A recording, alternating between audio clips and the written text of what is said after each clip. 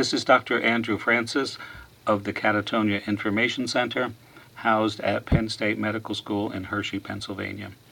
I'm demonstrating catatonic signs using historical black and white films with added commentary which illustrate classic features of catatonia.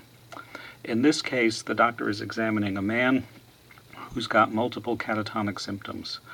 The most prominent symptom this man shows is catalepsy. Catalepsy is the patient remains in a posture to which they're placed, and that's what's being emphasized by the examiner. But in addition, it's quite apparent that the man has muscular rigidity. His body is quite rigid, and this is apparent as the examiner moves the patient around, that the whole upper body and lower body seems stiff, which is an example of rigidity, a classic catatonic symptom. He also blankly stares.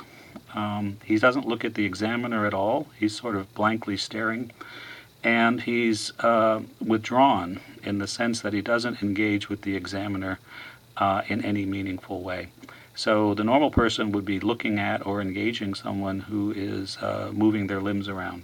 So this man shows catalepsy, rigidity, staring, and withdrawal. So his arm remains in an upright posture where it was previously placed, and you can see that the examiner moves the limbs and they stay in unusual postures which may persist for long periods of time. And notice how the whole body seems to be rigid.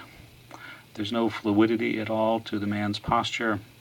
He may remain in this unusual rigid posture for extended periods of time. He's not talking to the examiner. He also shows mutism, another catatonic sign. And he's blankly staring, not really engaging with the examiner, who is moving him around. We'll see a close-up of his face here.